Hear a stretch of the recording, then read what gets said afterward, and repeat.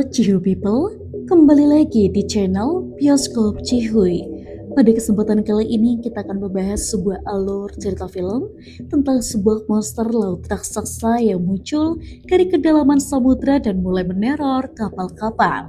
Sementara ada sejumlah kelompok orang yang harus bertahan hidup di tengah lautan yang berubah menjadi neraka. Seperti apa kengerian dari alur cerita filmnya? Langsung saja kita ulas film berjudul Film akan kita buka dengan memperlihatkan sebuah video berisikan wawancara penduduk di kawasan Teluk Laut Sonnefjord, Norwegia pada masa lampau. Meskipun tidak ada bukti, sejumlah warga mengisyaratkan bahwa mereka pernah melihat sosok makhluk raksasa di fjord atau di Teluk Laut Sonnefjord. Melompat ke masa sekarang, Teluk Laut Sonnefjord kini menjadi destinasi wisata berkat keindahan alamnya. Lantas, pada suatu ketika, dua turis pengguna jet ski di area teluk tidak menyadari bahwa mereka sedang berada di dekat makhluk raksasa. Tanpa sepengetahuan siapapun, kedua orang ini pun akhirnya tewas akibat serangan makhluk tersebut.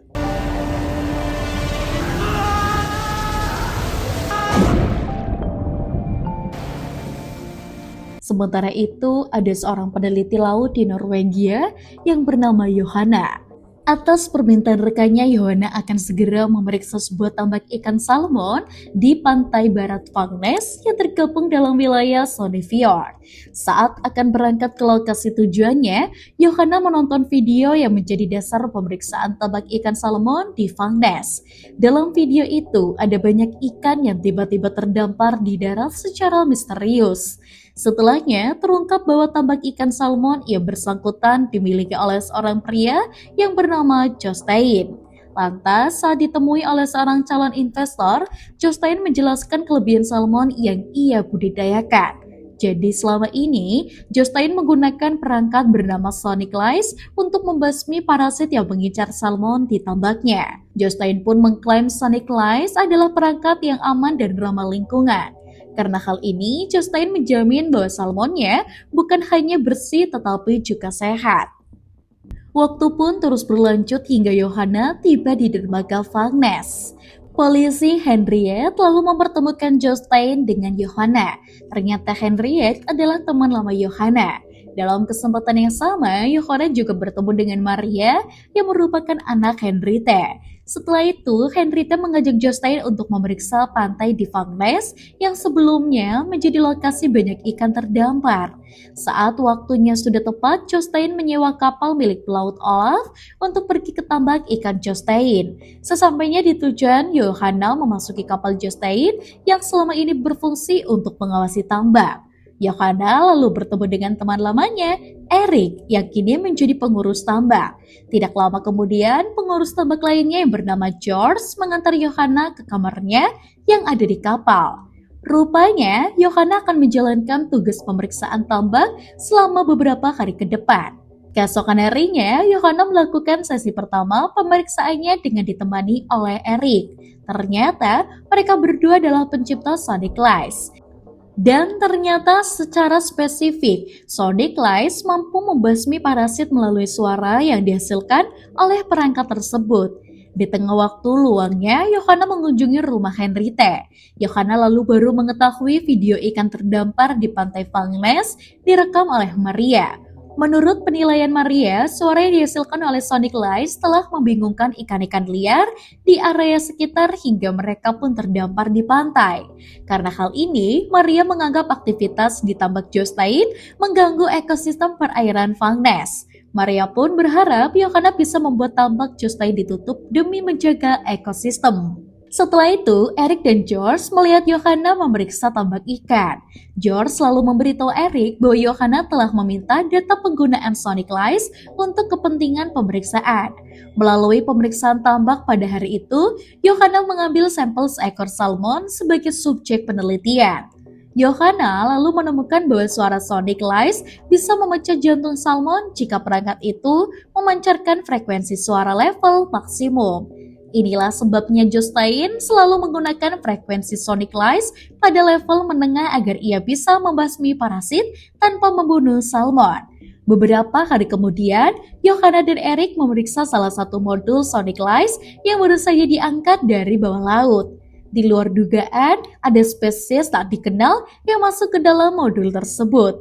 Melalui penelitiannya, Yohana menduga spesies itu tertarik ke dalam modul akibat pengaruh suara Sonic Lice.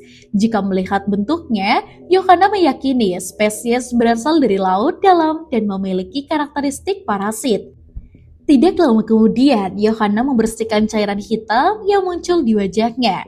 Keesokan harinya, pihak berwenang berhasil menemukan jet ski yang sebelumnya menghilang bersama turis. Seorang anak kecil lalu menemukan cairan hitam yang bisa bercahaya pada jet ski, yang mana cairan ini juga terdapat pada tubuh spesies parasit misterius yang masuk ke dalam modul Sonic Lice.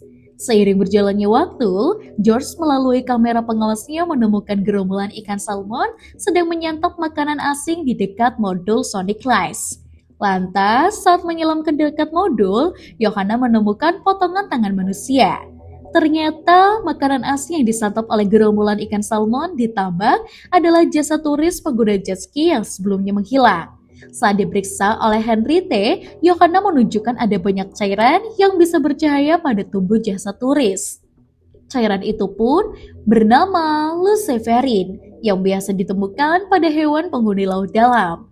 Yohana lalu menerangkan hanya hewan besar yang bisa menghasilkan luciferin sebanyak itu.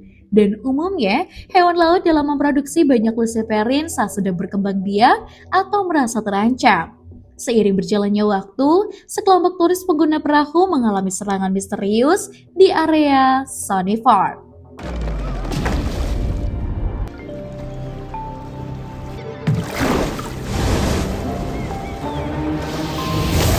Tidak lama setelahnya, Yohana yang sedang meneliti Teluk Laut Sunny Farm mendengar suara yang mencurigakan dari bawah laut. Yohana pun berhasil merekam suara itu dengan merangkat khususnya. Lantas saat bersama dengan Yohana, Olaf bercerita bahwa semasa kecil ia pernah melihat bayangan raksasa dan dari getaran air di Teluk Laut Sunny Farm. Namun, Olaf tidak yakin dengan apa yang ia lihat karena ada kabut tebal saat kejadian. Di sisi lain, pihak berwenang berhasil menemukan perahu yang sebelumnya digunakan oleh sekelompok turis. Henriette lalu mendapati salah satu turis tewas dalam kondisi tubuh yang mengenaskan. Setelah itu, Yohana lewat penelitiannya menemukan bahwa suara mencurigakan yang ia rekam adalah suara Sonic Lice yang beroperasi tanpa pemblokiran frekuensi. Yohana lalu melaporkan penemuannya kepada Eric. Eric pun seketika terkejut karena ia telah mengaktifkan pemblokiran frekuensi agar suara Sonic Lice hanya menjangkau area tambak. Di waktu yang bersamaan, Jostein bertemu dengan para calon investor tambaknya. Dalam kesempatan ini, Jostein mengungkapkan bahwa Henriette adalah istrinya dan Maria adalah anaknya. Tidak lama kemudian, Eric menghubungi Jostein dan melayangkan teguran yang begitu keras. Alasannya, Jostein telah memerintahkan George untuk mematikan pemblokiran frekuensi Sonic Lice demi memaksimalkan hasil tambak salmon. Padahal, menurut Eric, suara Sonic Lice bisa merusak seluruh ekosistem di Teluk Laut Sunny Farm jika pemblokiran frekuensi dimatikan. Usai komunikasi berakhir, Jostein dan para calon investor dikejutkan oleh kemunculan jasad manusia yang mendekati restoran bawah laut yang menjadi lokasi pertemuan mereka.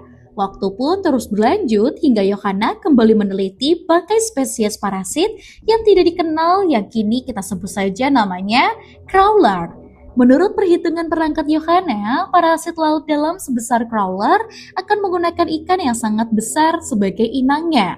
Yohana lalu melaporkan penemuan terbarunya kepada Eric. Rupanya penggunaan Sonic Lice tanpa pemblokiran frekuensi telah mempengaruhi hewan-hewan di laut dalam yang ada di Sunny Farm.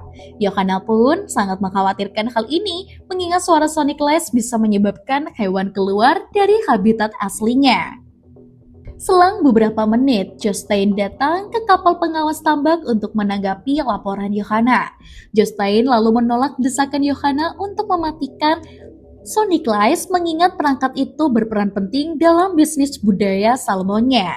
Sementara itu, kelompok Maria diam-diam berupaya mematikan salah satu modul Sonic Lice yang ada di luar area tambak Jostein. Anggota kelompok Maria yang bernama Kato akhirnya berhasil mematikan modul dengan cara menyelam. Tidak lama berselang, Kato dimangsa oleh hewan misterius. Maria dan anggotanya, Halford, lalu gagal menyelamatkan Kato saat ia berjuang naik ke perahu. Di saat bersamaan, George mendapati salah satu modul Sonic Lies tiba-tiba offline tanpa mengetahui kalau itu adalah ulah Kato. Selang beberapa detik, kapal mengalami guncangan untuk sesaat. Yohana lalu menyuruh George untuk segera mematikan Sonic Lies karena perangkat itu sudah terbukti merusak lingkungan Teluk Laut Sonnyford. Eric akhirnya membawa Maria dan Halford ke dalam kapal karena ada guncangan susulan yang melanda lokasi. Saat Yohana mengamati kondisi Teluk Laut, tiba-tiba muncul tentakel raksasa yang berasal dari Kraken.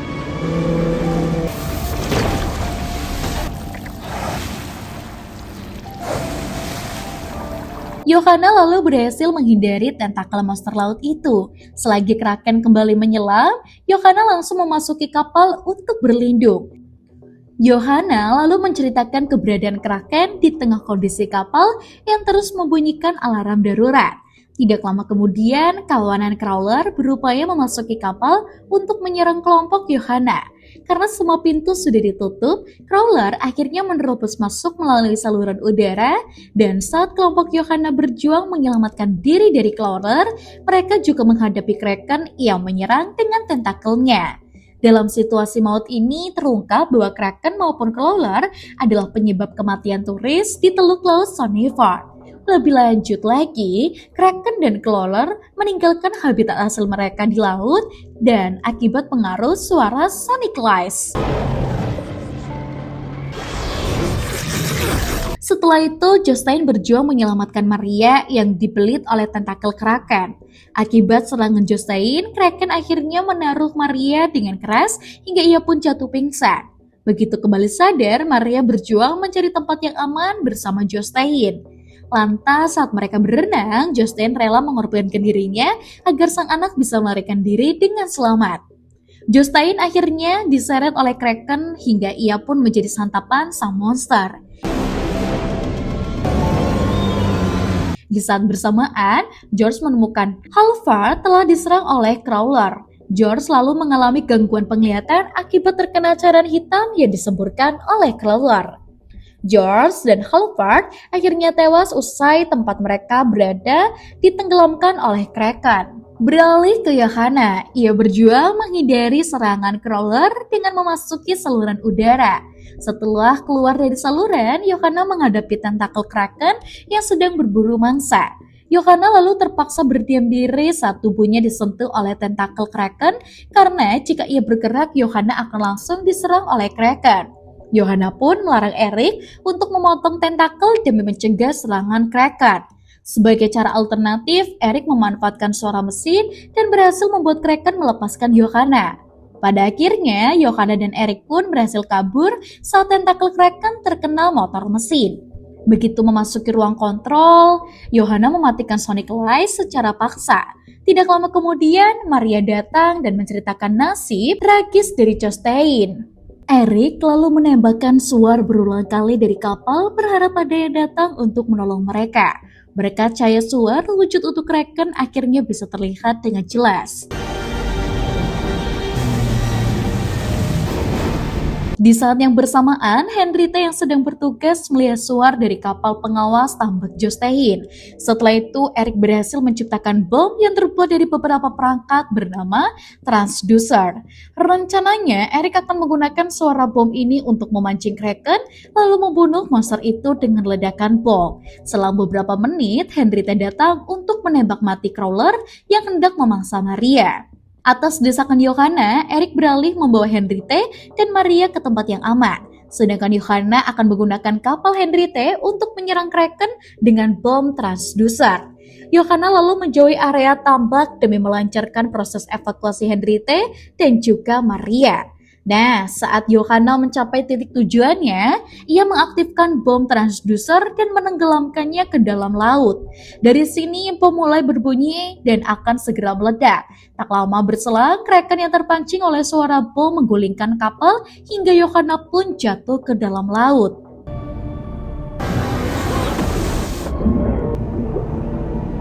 Kraken lalu menyeret Yohana ke area laut yang Kraken lalu menyeret Yohana ke area laut yang lebih dalam saat bom berada dekat mereka. Lantas dalam situasi ini, Kraken menatap Yohana untuk menebar ancaman. Kraken akhirnya melepaskan Yohana usai terkena ledakan bom. Yohana lalu berjuang naik ke permukaan di saat ia berada di kedalaman puluhan meter. Seiring berjalannya waktu, Eric yang masih berupaya mengevakuasi Henriette dan Maria menemukan perahu yang digunakan oleh Yohana. Eric lalu bergegas menuju perahu itu untuk memastikan kondisi Yohana. Tidak lama kemudian, Olaf datang dengan perahunya. Maria lalu mendapati Olaf berhasil mengevakuasi Yohana yang telah tewas akibat kehabisan nafas. Saat kemudian kembali normal, Maria memutuskan untuk menjadi peneliti laut karena terinspirasi oleh Yohana. Sementara di area laut dalam Sonneville, ada sebuah telur kraken di bangkai kapal karam. Embrio kraken pun sempat menunjukkan pergerakan menandakan telur ini akan segera menetas. Dan film pun selesai. Jangan lupa untuk like, komen, dan juga subscribe. Kita akan bertemu kembali di video selanjutnya.